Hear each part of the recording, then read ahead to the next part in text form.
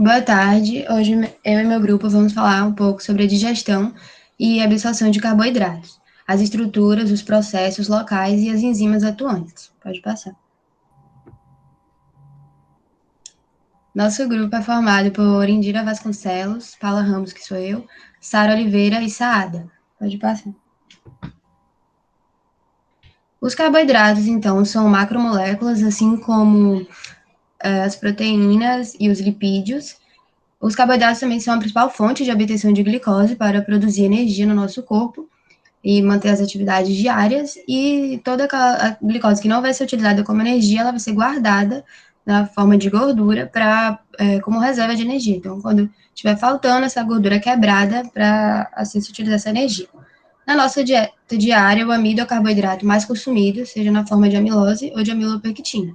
O amido ele é o carboidrato ele é o carboidrato mais complexo, né, um polissacarida, enquanto a glicose é o mais simples, um monossacarida, e essa glicose vai se juntar, né, várias delas, para formar o, o amido.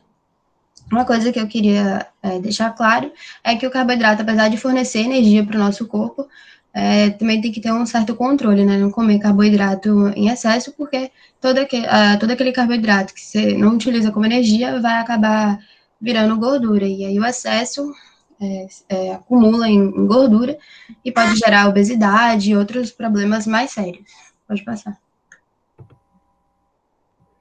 Os carboidratos são classificados em monossacarídeos, que é o mais simples, né, a glicose, por exemplo, de sacarídeos, e os polissacarídeos, que são os mais complexos, como o amido. Pode passar. De monossacarídeos, temos a frutose, a glicose e a galactose como principais. Todos eles são absorvidos pelo nosso corpo, só que a glicose em uma quantidade muito maior, 85% dos que são absorvidos vai ser a glicose. A frutose e a glicose são encontrados principalmente em frutas e no mel, e a galactose ela é encontrada na lactose, né, no açúcar do leite.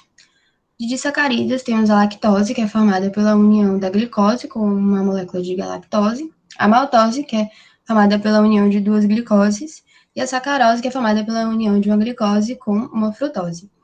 Para ocorrer essa união e formar um disacarídeo, ocorre um processo de hidrólise. Então, um monossacarídeo perde uma molécula de hidroxila e o outro monossacarídeo perde uma molécula de hidrogênio. E nesse local de remoção de cada um, eles se juntam para formar o disacarídeo. Esse processo também ocorre na formação do polissacarídeo. E de polissacarídeos principais temos o amido, como eu já citei, a celulose e o glicogênio. A celulose ela não faz parte da dieta humana porque nosso corpo não consegue quebrar, não consegue fazer hidrólise, e outros animais, como cavalos e bois, que utilizam da celulose como parte da alimentação, eles possuem enzima celulase que faz a quebra dessa celulose. Pode passar. Sobre o amido, ele é um polímero, como eu tinha falado, de moléculas de glicose, então várias moléculas vão se unir para formar. É encontrado em uma enorme gama de alimentos, em raízes, tubérculos, sementes, frutas, em alimentos específicos, arroz, feijão, milho, farinha, e é composto de 25% de amilose e 75% de amilopectina. A amilose tem uma cadeia linear e possui a ligação alfa-1,4, e a amilopectina ela vai ter uma cadeia ramificada, que além da ligação alfa-1,4 também tem a ligação alfa-1,6. Eles vão ser digeridos pela enzima amilase, tanto a pancreática como a salivar, e elas são responsáveis por clivar a ligação alfa-1,4. E no caso da amilopectina, que também tem a ligação alfa-1,6, outras enzimas vão atuar para quebrar. E os produtos dessas enzimas amilase, salivar e pancreática vão ser os oligômeros de glicose, a alfa-dextrina, a maltose e a maltotriose, que ainda não estão pequenos o suficiente para que o nosso corpo consiga absorver. Então, elas vão passar por um novo processo com outras enzimas do intestino, para poderem serem quebradas. Mas isso vai ser explicado no processo de digestão. Pode passar. Antes, a Indira falando do processo de digestão, ele começa na boca, claro. A gente ingere o carboidrato e na boca tem a mudança do pH de básico para neutro e o início da quebra dos polímeros pela amilase salivar, seguindo então para o estômago.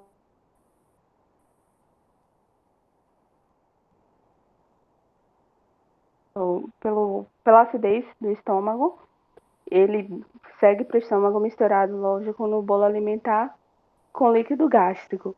E chega no ambiente, como eu já disse, mais ácido, o que vai inativar a amilase salivar e seguindo então para o pâncreas e para o intestino, onde vai ocorrer a amilase pancreática, que vai, na amilase pancreática, retorna a digestão do amido para a maltose, e os disacarídeos são quebrados pelas disacaridases, maltase, sacarase e lactase.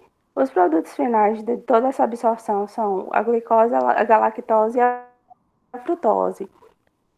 Elas são digeridas pela borda em escova, no pâncreas, e tem a atuação das enzimas, como eu disse, de sacaridases na digestão. E por aí segue o resto do curso normal. Só tem essa parte mesmo da que.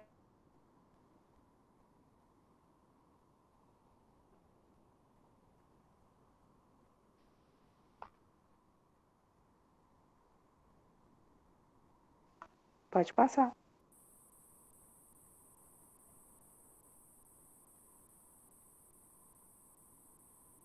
Bom, Saada falando, fala um pouco sobre o processo de absorção, né?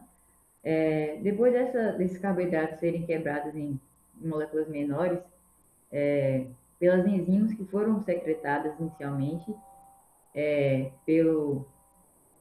pela boca, quando elas chegam no intestino, vai ser o processo de absorção, em que essas moléculas elas vão estar em monossacarídeos, porque só assim elas podem ser absorvidas.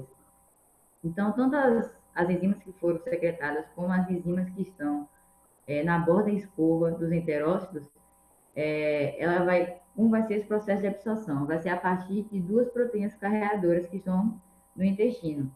E temos aqui a primeira, que é a SGLT1, em que ela vai fazer um suporte de sódio com glicose e galactose, associada a um transporte ativo secundário com a bomba de sódio e potássio. Então, como isso funciona? A bomba de sódio e potássio, ela vai manter um gradiente, vai fazer com que o sódio saia do enterócito pela membrana basolateral, e isso vai fazer com que tenha um gradiente menor de sódio dentro da célula. Então, isso vai favorecer a entrada de sódio, que vai carregar junto a glicose e a galactose. Então, uma vez dentro do enterócito, essa glicose e galactose, ela vai ser liberada pelo líquido extracelular a partir de outra proteína, que é a GLUT2. Já a frutose, ela vai passar por difusão a favor do gradiente. Então, a partir da proteína GLUT5, essa frutose vai entrar no enterócito. Uma vez dentro do enterócito, ela vai seguir o mesmo processo da glicose da galactose, que vai entrar no líquido extracelular a partir da GLUT2.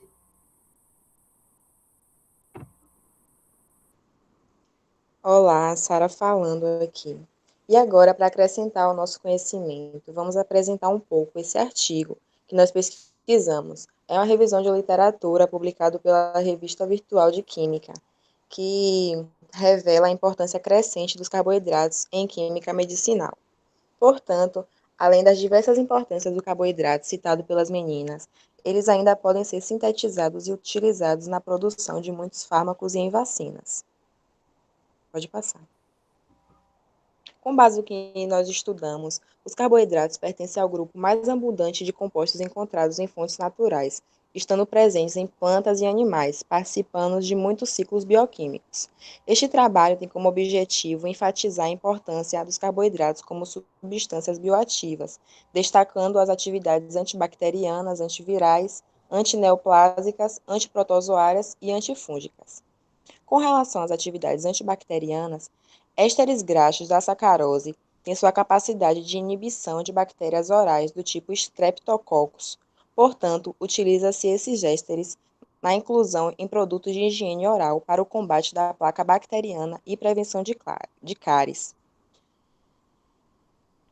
As vacinas glicoconjugadas são eficazes na profilaxia de infecções bacterianas a partir de carboidrato sintético contra a bactéria Haemophilus influenza, que causa pneumonia e meningite, principalmente em crianças.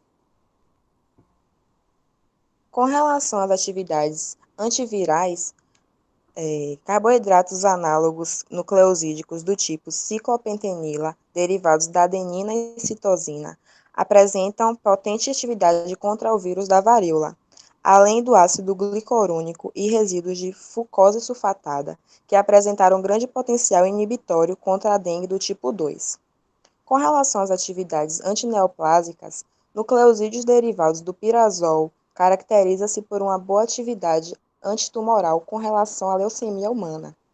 Carboidratos análogos simples de glicolipídios, como a substância 19, apresenta atividade imunoestimuladora frente ao câncer, à malária, diabetes, tuberculose, tripanossomíase e outras doenças. Com relação às atividades antiprotozoárias, derivados nucleosídicos é excelente para o desenvolvimento de novos agentes antitripanossomatídeos, devido a bons resultados de inibição enzimática do protozoário Trypanosoma cruzi, causador da doença de Chagas. Com relação às atividades antifúngicas, ésteres sintetizados derivados do fluconazol aumentam a potencialidade dos antifúngicos, aumentando a lipofilicidade, atuando contra as doenças de criptococose, candidíase e aspergilose, além dos carboidratos glicoesfingolipídios, que é um potente recrutador de neutrófilos em processos inflamatórios. Eles conferem proteção contra infecções bacterianas, fúngicas, além de reforçarem a atividade bactericida das células fagocitórias. E para concluir nossa apresentação, podemos notar que os carboidratos e seus derivados têm cada vez mais importância na química medicinal, pois destaca-se a grande variedade de atividade biológica, além de serem compostos com baixa toxicidade, melhoram a atividade com aumento da lipofilicidade e aparentemente facilitam o transporte celular. Também a expectativa é de que os esforços dedicados à exploração das propriedades biológicas e farmacológicas desta classe de substância culminem com a introdução no mercado de novos fármacos derivados de carboidratos. Bom, essas foram nossas referências, o livro de Fisiologia Humana e o artigo da Revista Virtual de Química. E agora vamos apresentar um quiz feito para consolidar nosso conhecimento. Vamos estar enviando o link pelo bate-papo. Espero que vocês tenham gostado. Essa foi a nossa apresentação sobre carboidratos. Obrigada.